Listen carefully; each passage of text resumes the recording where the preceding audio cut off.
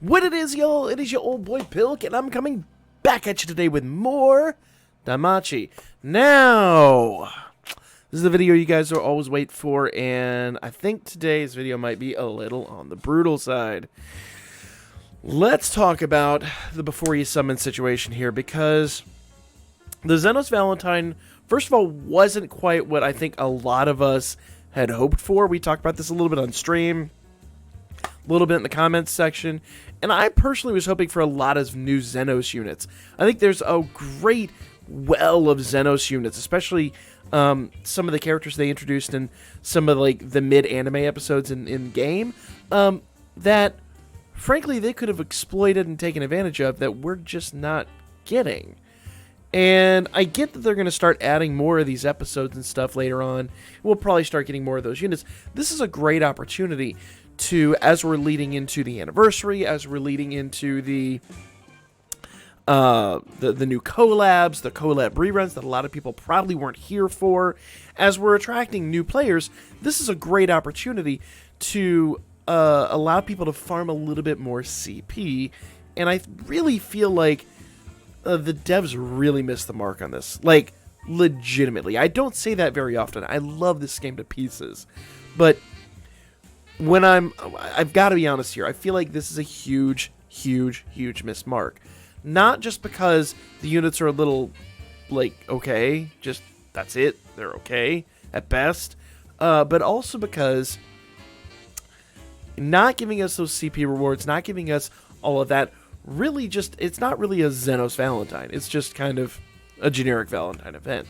But we'll see what happens when it drops. Maybe there'll be more to this. But being that we have two banners, I really don't kind of think so.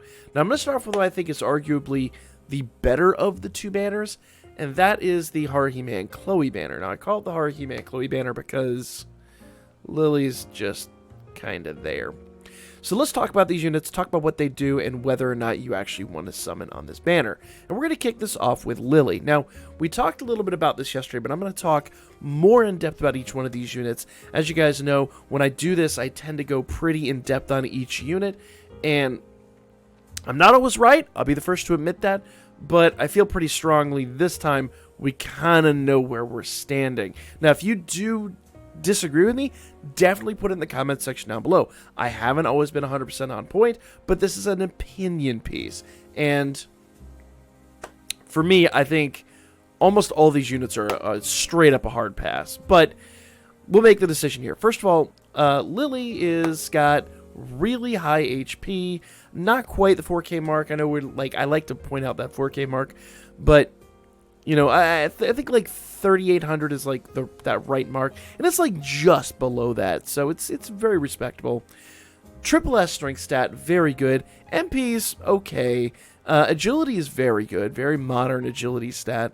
You know, triple S strength, double S stats for almost the rest of them, with the exception of magic, which she doesn't really need. So good stats all around, very solid stats. That said, her skills really are what falter here. Skill 1 is a foe's singular. For 4 turns, light resist and guard rate down 40%. Now, don't get me wrong, that light resist and guard rate down 40% is very good as a sack, but we already have a light resistance down 40%. If this is light with, I get it's light and guard rate, but I want more for this. I want light and physical and magic. You know, along with the guard rate. Guard rate only does so much, and it really is just kind of a numbers game at that point. Now, that said, she'll be a very good sack unit in the upcoming Familia event, and anytime we get light in Wrecker Buster. You know, she's going to kind of help your RNG a little bit, but it's really the only time she's going to be worth a damn. And at that rate, it's get the one of her and be done with it. I don't know, guys. And I really feel like with everything that Althea does, I think it's Althea that does the 40% magic debuff, 40% light debuff. I believe she's the one that does it.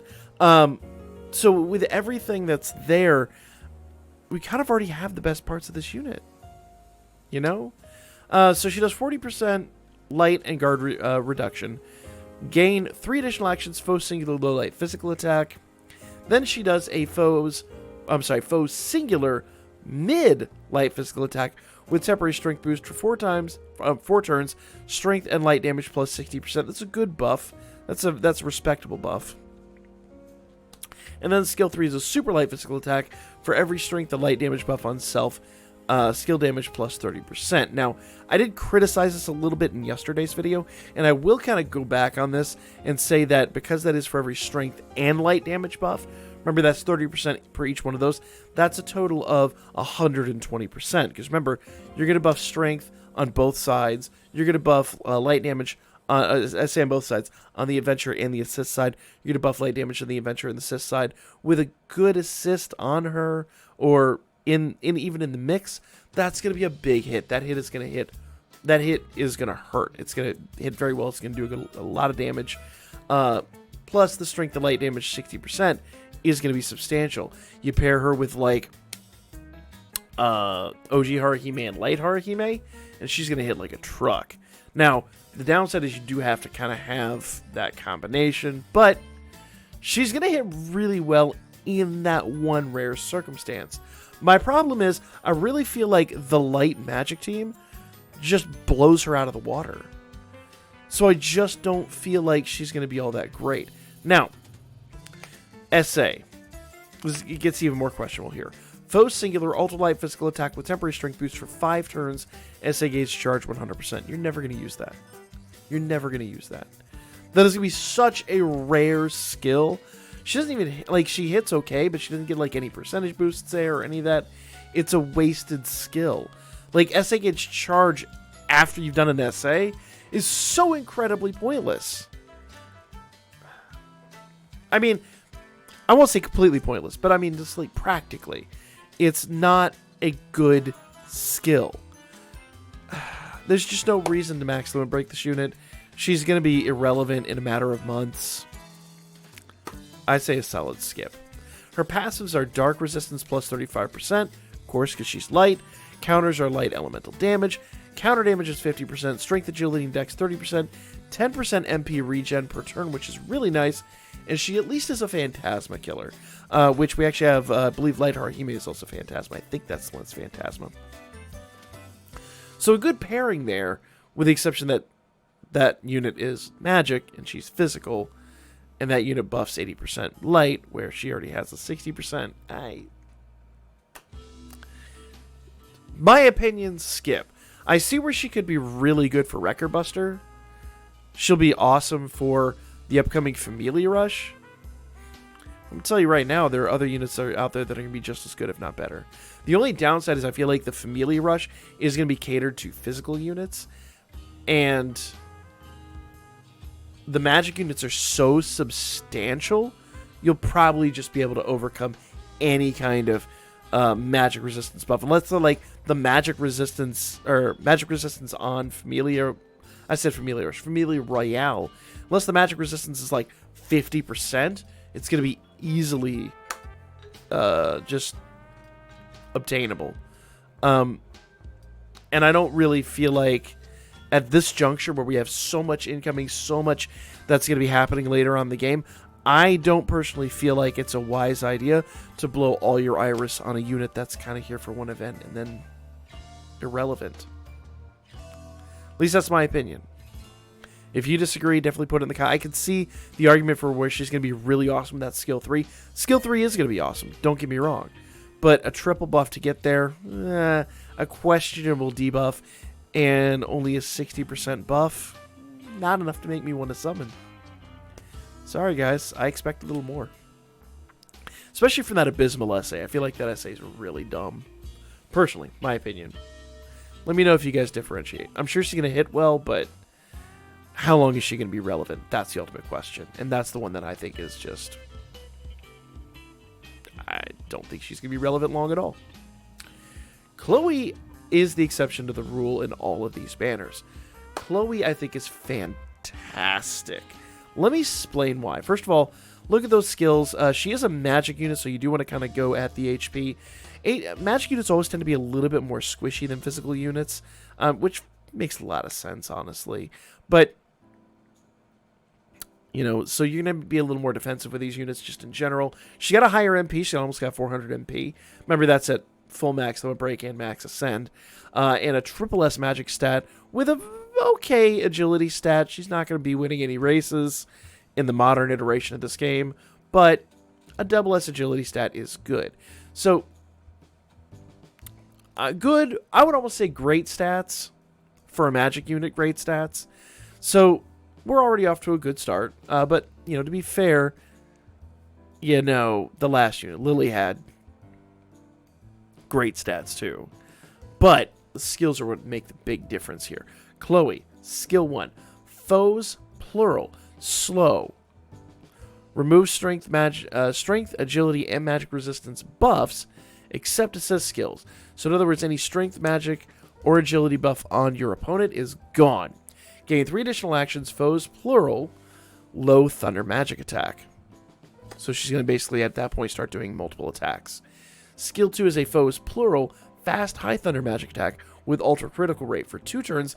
Dex and thunder resist down 35%. That's actually quite good.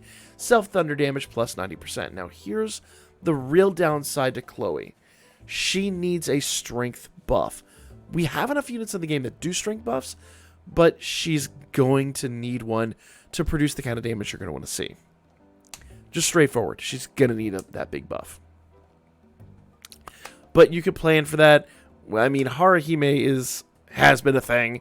She's 100% strength buff. Chloe gives herself 90% thunder. There's no excuse for not understanding this is going to be a substantial unit all the way around. Skill 3 is a throwaway skill. Foe singular high thunder magic attack with ultra critical. For every dex debuff on enemy, skill damage 40%. You're not going to use that. You're using her for her skill 2. Skill 1's good. Ish. But I mean, really just spam her skill 2. There's just no reason not to. Obviously, skill 1 was going to give her extra turn or extra attacks each turn, and that's going to hit really, really, really hard, especially after she buffs. But yeah, I just really like that skill. I think Chloe's going to be awesome, and she's going to be a substantial hitter that will hold her own for a very long time. Special arts with Chloe. Foes plural, ultra thunder magic attack with ultra critical, temporary magic boost, and for 2 turns, allies crit and counter rate plus 60%. She gets a crit and counter rate 60%. She's basically, if you're doing a quad SA, you throw her in the mix. Like, put Haruhime, put Chloe, then put all your other units. Maybe put like a thunder debuff before Chloe, but it really won't matter because she's not going to get her 90. Well, I mean, she would have her 90% thunder. So yeah, bam, Haruhime, bam, debuff, bam, Chloe, bam, your DPS. That's pretty straightforward, and she probably will even be your DPS at that point. Another DPS. She's a DPS and she becomes part of your quad SA stack. What can I say? She's awesome. This Chloe is fantastic. Absolutely fantastic. And I will be going after this Chloe come hell or high water. But I'm going to be careful. I'm not going to blow on my iris on this banner. And I really would not recommend you either. I really feel like I'm going to get one and probably start working on prism bonds every month and throughout the tails and all that stuff that we're going to be getting, and then just bond her up with prism bonds. I really feel like that's going to be where I'm at with her in the game currently. That's my opinion. Let me know what you guys think. Passives. Earth resistance 35%, counters with thunder elemental damage. Counters have ultra critical on them. That's awesome. Ultra critical rate on counters is going to do a lot of damage. Critical damage 15%. 15% on that ultra critical rate is going to be awesome. Magic, agility, and dex 30%, and she is a phantasma killer. Remember, Familia Royale, almost guaranteed to be. In fact, I would go so far as to say it's 100% going to be phantasma units. Familia Royale, if you don't know, is starting a week and a day from the time this is dropping. So start planning now, guys. Start planning now. That's Chloe. And I really feel like if you're going to summon for Chloe, you almost got to go for Haruhime here. Haruhime is a really good assist. She's a magic assist. You know, Chloe is a magic unit. They go together so well. Haruhime... Oh, no, I'm sorry. I take that back. I take that back. I was thinking Fia. Fia's the one you want, not Haruhime. Damn, that makes things hard. So, here's my thing with Haruhime. Haruhime, good. Don't get me wrong. Foes, endurance 30%, endurance minus 30%, and magic resist minus 20%. So, she's basically a slightly better Colonel Demeter. Colonel Demeter has a higher magic stat, but that endurance debuff is going to be really good. Now, will that be substantial in any mode of gameplay? No, not really. Aside from Wargame. Wargame is going to be the best place for that.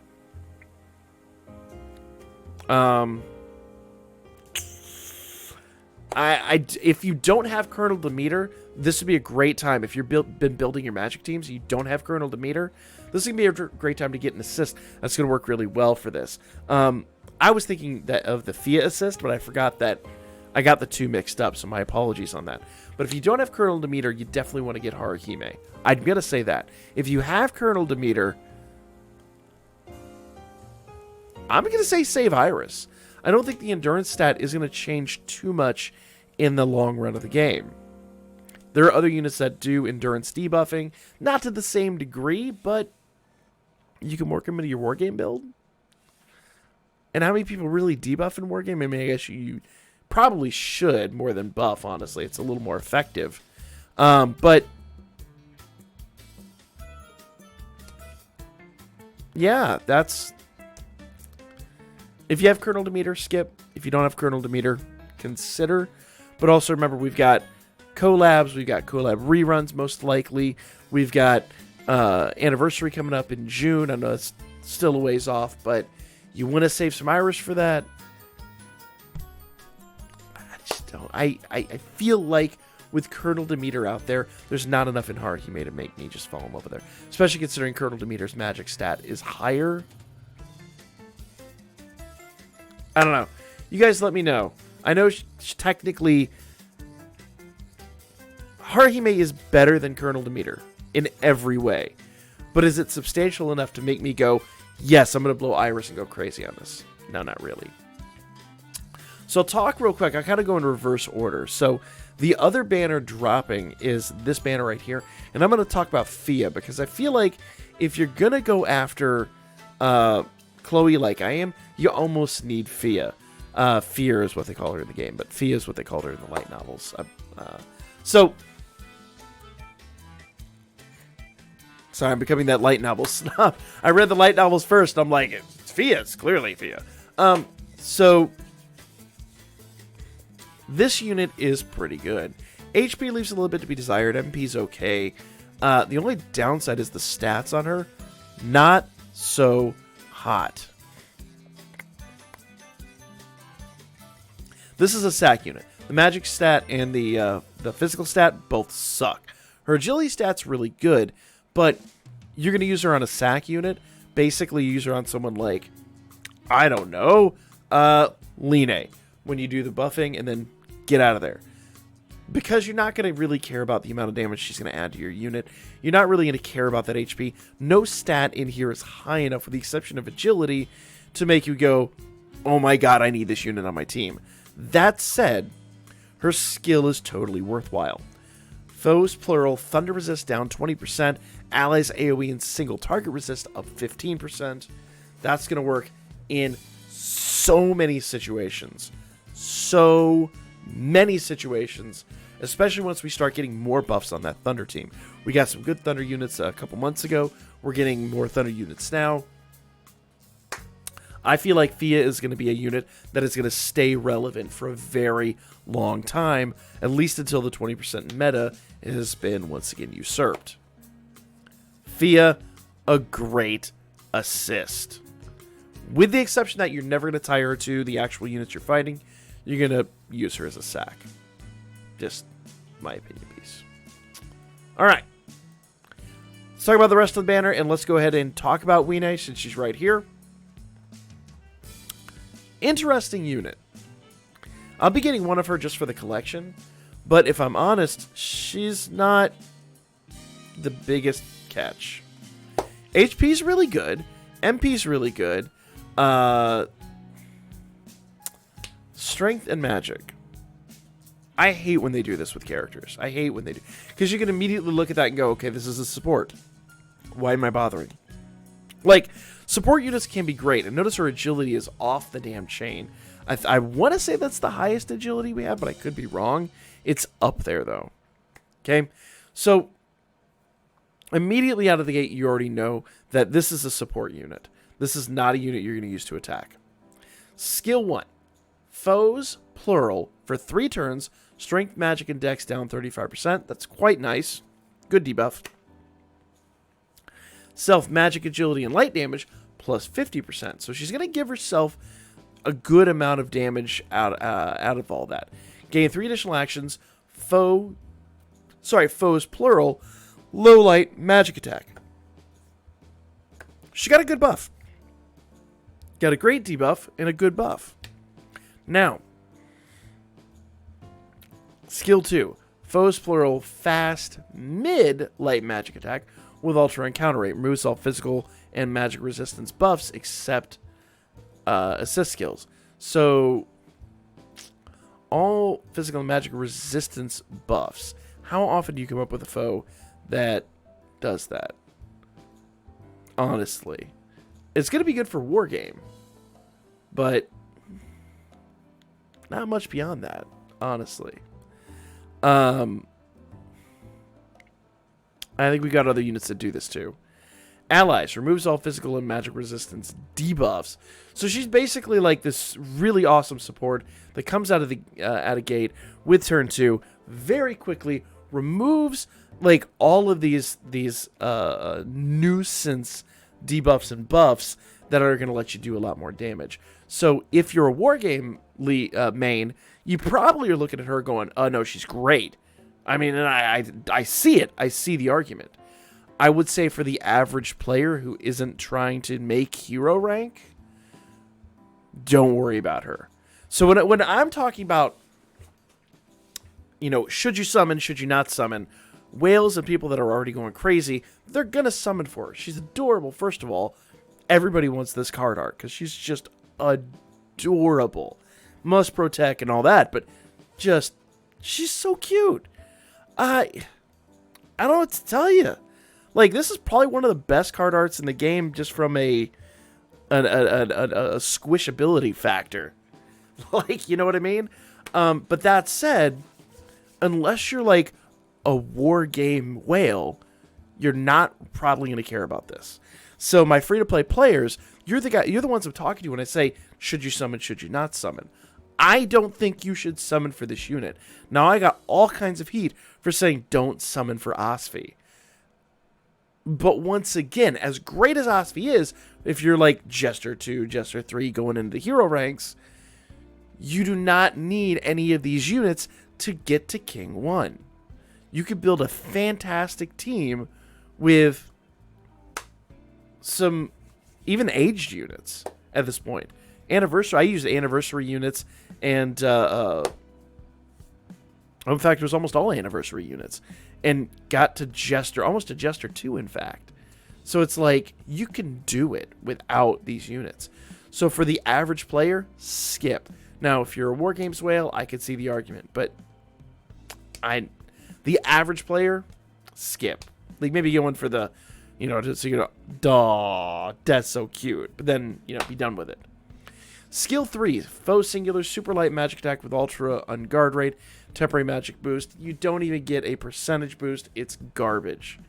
Special arts, ultra light magic attack with ultra on guard rate, temporary magic boost for 3 turns, allies AoE resistance plus 40%. I'm going to be honest, that's a great buff. Should use that in Wargame. And by the time you get it off, like during Familia Wargame, all you're doing is stalling. That's all you're doing is stalling. So, I don't like it. Now, I'm not saying she won't be useful. All I'm saying is for the average player, skip. Hard skip. Okay. Dark resistance 35%, damage when guarding minus 30%, physical and magic resistance 20%, magic and agility 40%, and she is once again a phantasma killer, but as I've already discussed, you probably aren't really going to want to go too deep. Just saying. Last unit here is Sweet Tooth Tabby Anya. Now, the last Anya we got was freaking crazy. New Year's Anya just got a huge buff and is fantastic. This Anya, I think, is an easy pass. Now, first of all, HP is really high, especially for a magic unit. HP is right in that sweet spot for me for a physical unit. For a magic unit, I expect far, far less. MP's, I won't say low, but not quite where I'd like it. Though we almost have 2,000 magic, which is fantastic. Not quite 1,000 agility, but all the rest of the stats more than make up for it. Great all-around unit. Now, what does she do? Skill 1, foes plural. For 2 turns, magic resistant endurance down 35%. Magic resistance 35% is good. She's going to be a good sack unit, but I think there's other units that do the same thing and do it just fine. Though that endurance debuff is very nice, I don't know how often that's really going to come into play for most of your PvE experiences, which was 90% of the gameplay. Self-penetration rate plus 50%. That's nice. Gain 2 additional actions, foes, low fire, magic attack. Okay. So you got penetration rate for, you know, basically the next 2 turns. Slow super thunder magic attack. So it's a super attack. It's going to be great. Ultra penetration, temporary magic boost for 2 turns, self magic plus 50%. Where's her thunder buff? Where's her thunder buff? It's not here. It's not here. And I know you're saying, but what about Chloe? Chloe's a self thunder buff 90%. She's a self magic buff 50%. If they were both like all allies, then they work great together. But you know, and there's not anybody that does an SA or for their SA does 100% thunder attack damage. So it's not like there's anything here to save her. It's kind of okay. Once again, she's an attacker that works in the support role. So she's designed to do one thing, actually does another, and does neither one of those terribly well. Skill 3 is a foe's singular high thunder magic attack with ultra penetration, temporary magic boost. Then her SA is foe's plural ultra thunder magic attack with ultra penetration, temporary magic boost, and for 2 turns, magic resistant endurance down 50%. We have other units that do that, but better. Not really worth. Just saying. Now, we are going to see damage tests with these units. Max them but broken. You're going to see crazy numbers at them. They're going to be wild. They're going to be awesome. But also, think, before you summon, think, how frequently am I going to use this unit? And you're going to use them, like, now, and then, like, maybe once in a year, or in 6 months, 7 months' time. And then they're going to be irrelevant. They might even be irrelevant by that point. Not a wise choice for your Iris. Good units for now, but not a wise choice for your Iris. Especially not with the way they're boosted all weird. Passives equal Earth Resist plus 35%. Counters are Thunder Elemental damage. Counters have Ultra Penetration rate. Penetration damage plus 50%. Magic, Agility, and Dex 30%. And, of course, we've already talked about Fia, who is the final unit on this banner. This banner is a hard pass, with the exception of Fia. This banner, too. In fact, Chloe's the only unit on here that I feel like has amazing potential and is going to be awesome for this event. And because these units are not time limited, normally Valentine's units are time limited. Because she's not time limited, you can use Prism Bonds, which you can get every month. That's my 2 cents. Let me know what you guys think in the comments section down below. Like, comment, and share. I'll be back at you guys with more Danmachi here really soon.